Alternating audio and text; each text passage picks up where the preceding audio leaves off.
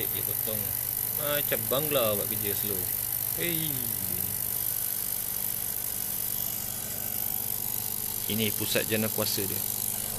Ini meta tebu dia. Bahaya ni.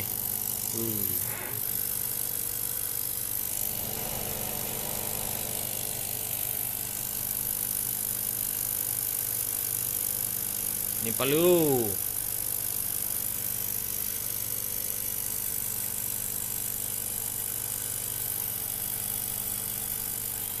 Sikit lagi nak siap.